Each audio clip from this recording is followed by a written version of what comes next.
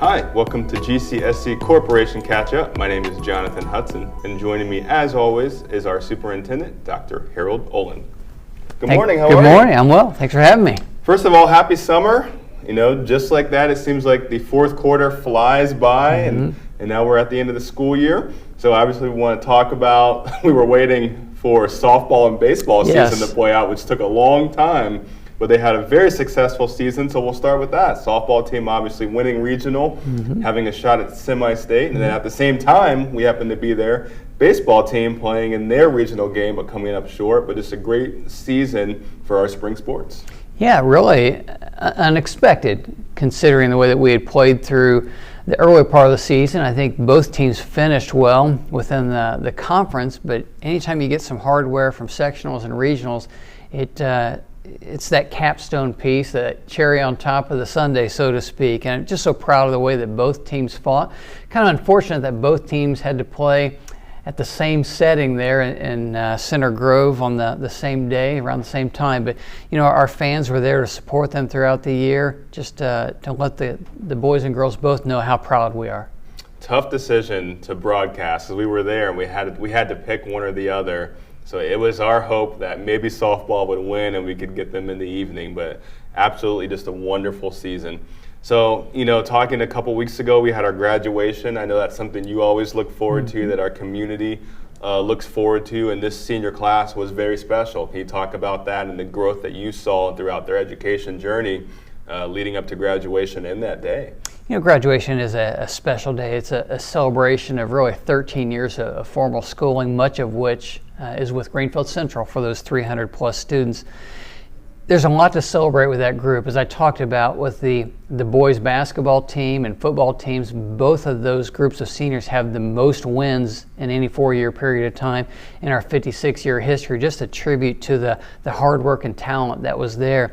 But then you think about the state championships with Vex Robotics, bowling, marching band. You know, marching band to have 3 state championships in the last 5 years of competition. Unbelievable. The work that 150 people are putting on the field to make that happen. And of course, they're right back at it this summer, working again. So just a lot of things to celebrate there with that specific group of seniors. I felt like every speech that the students gave, fantastic. Also, great hearing from Ms. Walters that day. Yes. It was a very special moment for us. Mr. Walbaum's first. You know, we're on the new gym floor. We had changed the arrangement of the room with all those years of the stage being on the north end to have it on the south end. A lot of things that made that a memorable day. Absolutely. So congratulations to all the seniors. You know, stay in contact with your teachers, with the school. We look forward to seeing what you will do. So back onto some school business here. There's always things happening in the summer. It seems like the summer, as I get older, seemingly gets shorter and shorter. They do, actually. Literally, they've gotten shorter. Literally get shorter. But we talked about the facility, our athletic facility that's going to be across the street here. And we already have dirt being kind of moved for the tennis courts. That's being planned out. Can you tell us where we are in that stage and kind of what we're looking at? You know, it's hard to believe we bought what we affectionately call the Frost property, which is the 94 acres just west of the softball and baseball fields. We bought that 6.5 years ago, so December of 2018, and just grateful for Bev and Bob Frost for selling that property to us as we were trying to imagine what our future needs would be. Of course, that includes athletics. That could be future schools as well. It's a large property for us. But we designed that out on the south end, thinking about some athletic upgrades. Our existing tennis courts are really at end of life. We did put some seal on that last fall to try to buy another year or two out of that. It had some really big cracks, it still does, that we've just cosmetically taken care of.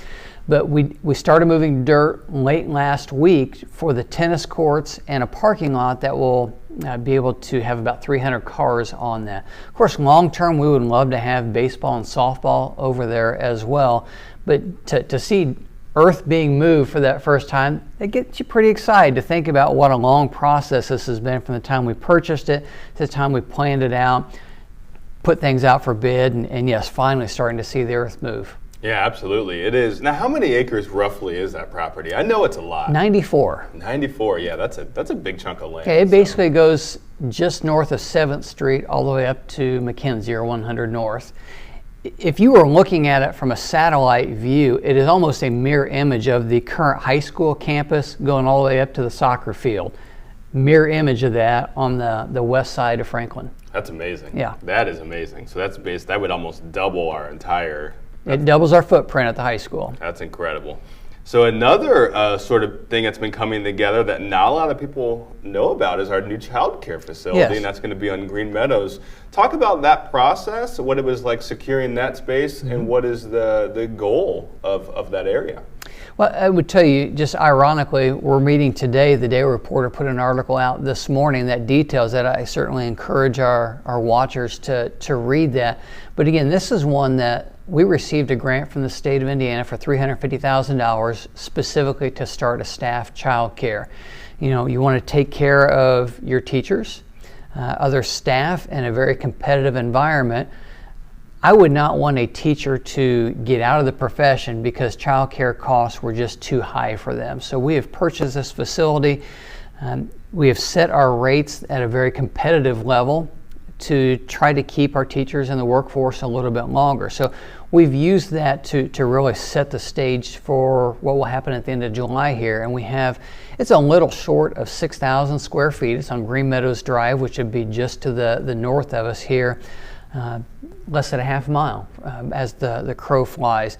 We will have programming there for for children as early as 6 weeks all the way up to 3 years of age. And of course at 3, they can start going to our preschool program. But this has seats for somewhere in that 25 to 30, and we will staff that with the ratios that the state asks us to do. We will at least have those ratios.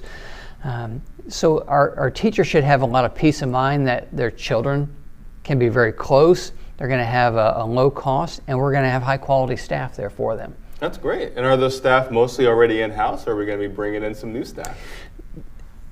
Dawn Sensini has been overseeing our preschool and child care program over the last 2 years, and she has really been working hard with the existing staff, surveying what those needs are. Our existing staff have spoken for over half those positions already, and of course we are continuing to hire through the summer. If we don't fill those internally, we have also opened up some options for the employers of 9-Star and the hospital, 2 really strong partners of ours, and we certainly want to make sure that we are utilizing that facility. Awesome. Well, we look forward to that facility. I'm sure it's going to be fantastic. As a parent to a young one myself, much needed, so Yes. We are glad that is opening up here soon. Are there any other summer projects before we kind of wrap up that you think the public should know about, or any just news from central office? Well, certainly in the month of June, we have a lot going on, even here at the high school. I just walked through the cafeteria. We have the Hancock County Children's Theater with well over 100 students that participate in that from the 4 county schools. Those are our actors and the people who work behind stage. We have 2 different set of characters for that, one for Friday night, one for Saturday night. We encourage the community to come watch that. That'll be in our new auditorium. Right. We of course have high school summer school going on this campus as well, and then we just wrapped up our summer school with our 2nd and 3rd grade students who then took the iRead test, and I'm super proud of our 2nd and 3rd grade students. The scores are technically embargoed, but what I can tell you is we've had our highest passing rate for our 3rd graders and our 2nd graders. So just a lot of hard work from our students, a lot of hard work from our staff, investing in our students over the last 4 years. So I'm very proud of that accomplishment. All right, and then just wrapping up, I know you're a person that always encourages staff and the community to take time away and enjoy family, friends, travel. So What would you say to your staff as a superintendent and all of us as teachers and the families during this time in summer? I would reiterate those words that you just stated. We work really hard throughout the year. Being an educator is hard work. Now, it is rewarding work, but it's hard work. It's taxing on you physically and mentally and spiritually. So I think it's important to get away from school. I know you're going to need to do that here as you wrap things up here, but literally get away from the facility. Spend a little extra time with family and friends. I hope people have opportunities to vacation, see some places that they don't typically spend their time. It is so important to to recharge or replenish the well, so to speak, metaphorically, that when we start at the end of July, you're ready to pour into the students that we serve. Awesome. Yep. And before we know it, July will be here. So Dr. Olin, thank you so much. We will talk to you probably around that time. Yes. With upcoming news for the school year. But until then, wherever you travel, I hope you have safe travels and have a great summer. And those of you that are watching, have a great summer. And we'll see you in July with another talk with Dr. Olin.